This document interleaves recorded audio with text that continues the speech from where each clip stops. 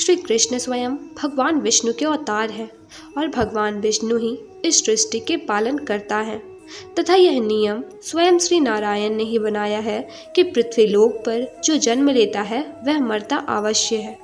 और इसलिए श्री कृष्ण भगवान नारायण के अवतार होते हुए भी मृत्यु को प्राप्त हुए। लेकिन क्या आप जानते हैं कि भगवान श्री कृष्ण की मृत्यु कैसे हुई थी? तो चलिए जानते हैं आज के इस वीडियो के माध्यम से। लेकिन उससे पहले हमारे सभी दर्शकों का नई जिंदगी पर तहे दिल से स्वागत है। मित्रों, यह कहानी महाभारत काल की है, जब दुर्योधन सहित उसके 99 भाइयों का पांडवों द्वारा वध किया गया था। तब दुर्योधन की माता गांधारी ने कुरुक्षेत्र में आकर अपने पुत्रों के शवों पर विलाप किया था।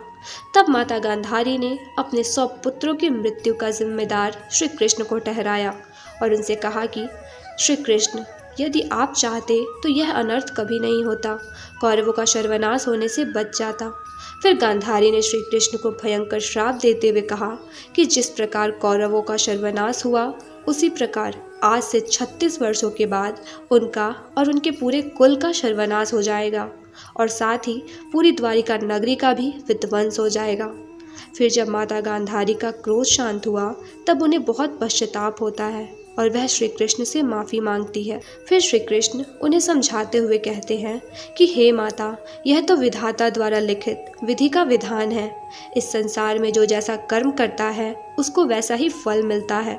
आप इसका शोक ना करें। जब मेरे कुल का सर्वनाश होने का समय आएगा तो सबसे पहले शुरुआत मुझसे ही होगी। फिर उस दिन से 36 वर्षों के बाद तक यदुवंशी काफ़ी शक्तिशाली हो चुके थे। उनके अंदर अहंकार, लालच, ईर्ष्या आ चुकी थी। तब भगवान श्री कृष्ण समझ गए थे कि अब इनका अंत करना अनिवार्य हो गया है और फिर धीरे धीरे माता गांधारी द्वारा दिए गए श्राप का असर उन पर दिखना शुरू हो गया तथा यदुवंश के सभी महाबली योद्धा आपस में लड़ने लगे और एक दूसरे को ही समाप्त करने लगे। यह सब देख बलराम जी का मन अशांत हो गया था और एक दिन वह नदी किनारे जाकर अपने देह का त्याग कर देते हैं और शेषनाग के रूप में क्षीर सागर में समा जाते हैं।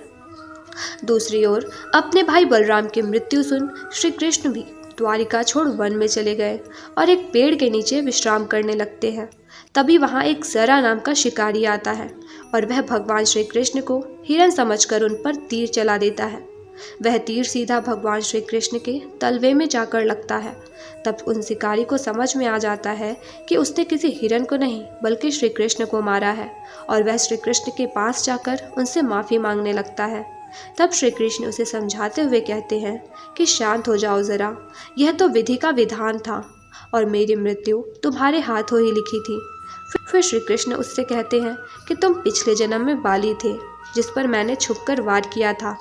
तब तुम्हारी पत्नी ने मुझे श्राप दिया था कि अगले जन्म में मेरी मृत्यु बाली के हाथों ही होगी। फिर उसके बाद श्री कृष्ण ने अपने प्राण त्याग दिए। तो मित्रों, इस प्रकार हुई थी श्री कृष्ण की मृत्यु। मित्रों, यह वीडियो आपको कैसा लगा हमें कमेंट करके ज़रूर बताएं। और हाँ, जो हमारे नए दर्शक हैं वह हमारे चैनल को सब्सक्राइब भी कर दें ताकि नए वीडियो के नोटिफिकेशंस आपको मिलते रहें। राधे राधे, धन्यवाद।